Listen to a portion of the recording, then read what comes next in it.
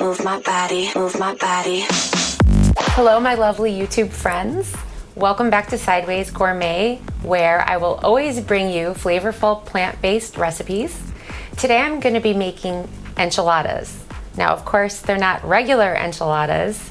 They are going to be keto, and I'm going to be making everything from scratch using all whole food ingredients. So it is going to be a little bit more time consuming and a little bit more work than my other recipes, but it's a real crowd pleaser and I don't want you to be discouraged. I want you to try it at home, and I'm gonna give you some shortcuts if you want to speed up the process and you don't wanna make everything from scratch. So I'm gonna be making 3 different mixtures in the food processor, and I'll be breaking down my ingredients here. So for the veggies in the enchiladas, I'm gonna be using some summer squash, zucchini, and yellow crookneck squash. I'm also going to be using some bell peppers. Instead of tortillas, I'm going to be using steamed purple cabbage leaves. And then I'm going to be using the orange and red bell pepper for the enchilada sauce. I'm going to roast the peppers in the pan first with some tomato paste. I'm going to be using a protein crumble, kind of like a taco meat, that's going to be made out of walnuts and sunflower seeds, and some flax meal. I also have some spices here, some taco seasoning, a blend of some different spices, and then some almond flour and arrowroot powder to thicken the sauce. I'm also going to be using some cilantro, and I've got some soaked cashews here. So I'm going to make that into a cream that's going to go into the filling to be baked, and some spinach, some pickled fermented jalapenos, which I just found at Trader Joe's. I'm also going to be using a vegan cheese called Violife. It is a little bit processed, but I like it a lot. It's pretty good ingredients, pretty clean. You could use any kind of vegan cheese, omit the cheese, whatever you want.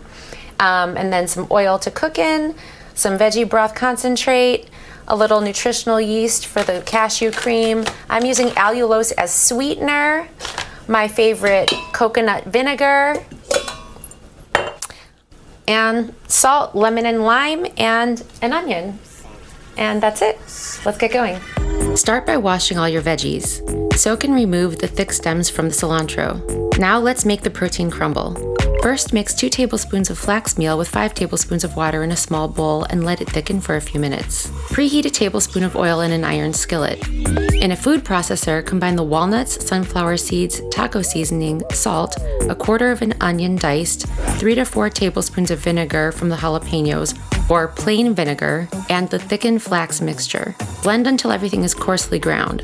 Some of it will be a more fine powder. Just be sure there aren't any big nut pieces, but don't over-process it into a butter.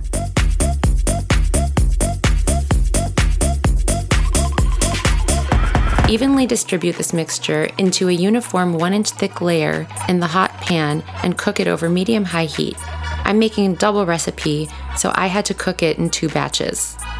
Once the bottom is toasted and golden, flip it over to toast the other side. At this point, it should be crumbly.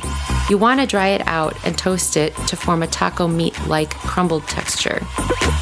In another pan, preheat a tablespoon of oil over medium-high heat to roast the red and orange bell peppers. Remove the stems and seeds and quarter them. Place them in the hot pan with the skin side down on the pan and cover it with a lid. Once the skins are blackened, flip them over and turn off the heat. In a large pot, bring a couple inches of filtered water to a boil.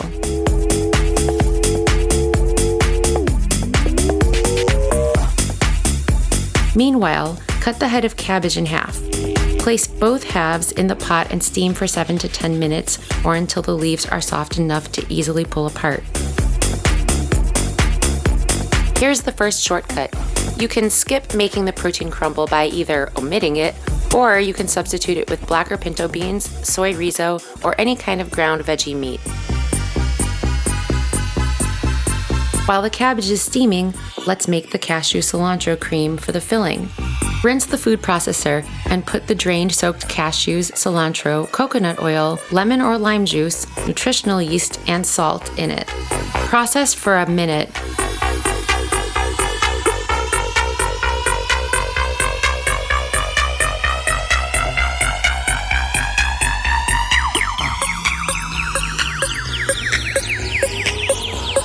Then scrape down the sides with a spatula and process until you have a smooth, homogeneous cream.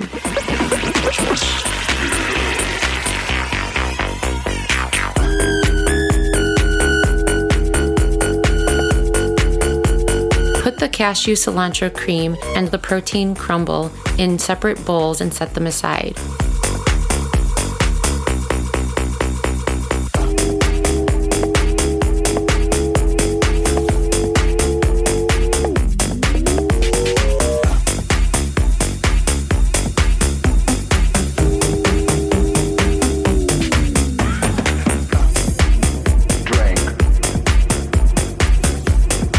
Rinse out the food processor again. Take the cabbage out of the pot and drain the water out. Put it on a plate or cutting board to cool.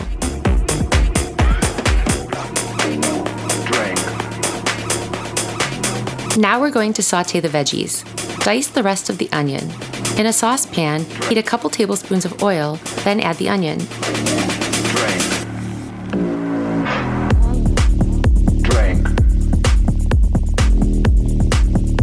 Dice the yellow bell pepper and zucchini.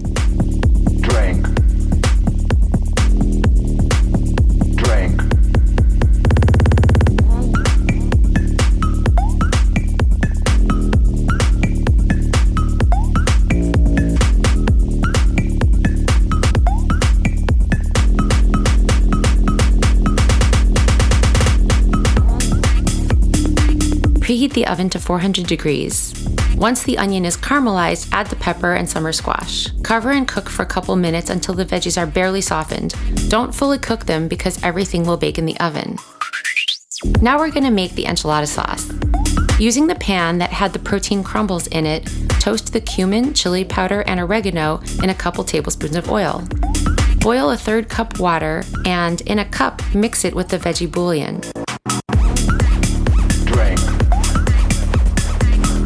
Here's the second shortcut. If you want to skip this step, you can use store-bought enchilada sauce. Of course, homemade is way better, but this will save you some time. 100% skills.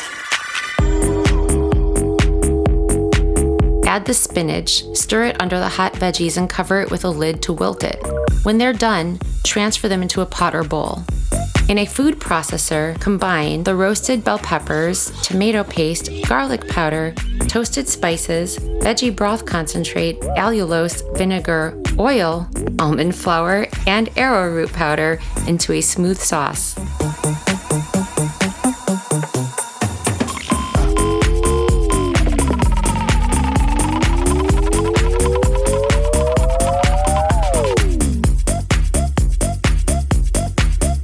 I had to steam some of the spinach separately because of the double batch I made.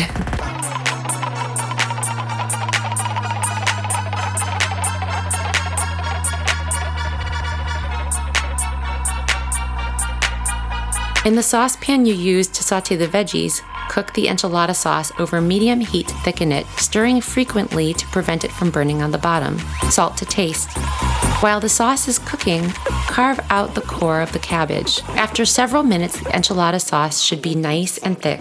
Now, set up your assembly workstation with a casserole dish and the sauteed veggie cashew cream mixture, protein crumbles, cabbage leaves, and optional shredded vegan cheese. Mix the cashew cream into the bowl with the sauteed veggies.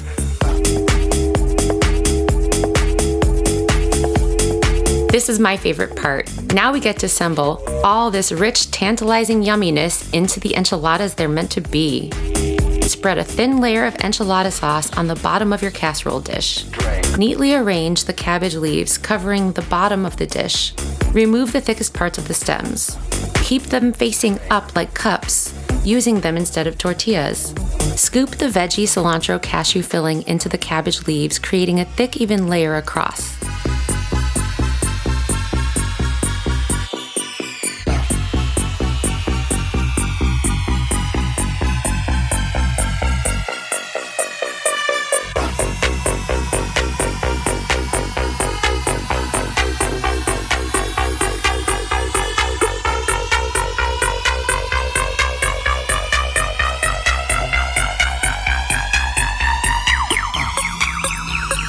Now cover that with the protein crumble.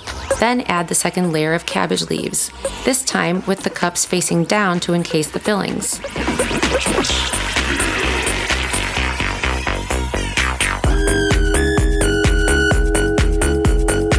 Cover the top cabbage leaves with the rest of the enchilada sauce, spreading the sauce evenly so the whole top is covered.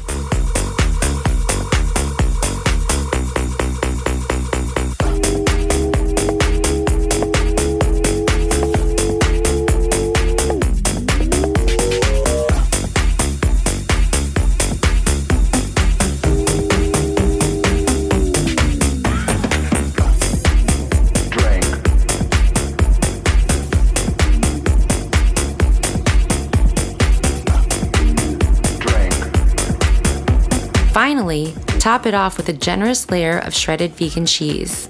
Bake it at 400 degrees for 40 minutes. If you want, you can broil it for 2 to 5 minutes to crisp up the top and the cheese.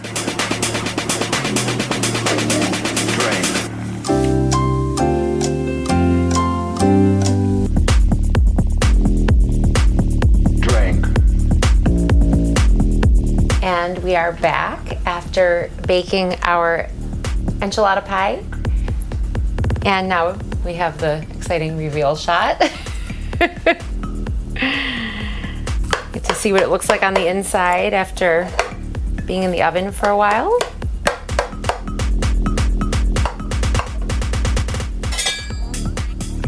And of course, you can make this not keto. If you want to make it a more traditional enchilada pie, you are welcome to use corn tortillas or wheat tortillas. Add some black beans or pinto beans if you want.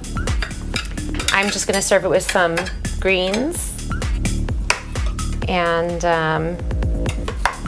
yeah, it looks like the cabbage is nice and soft, and kind of see the layers in there a little bit.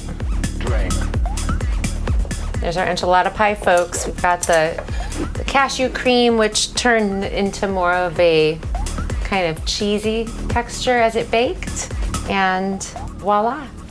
I will have the full recipe with the ingredients and the instructions in the description below. Please comment if you try it at home and let me know what you think. Enjoy.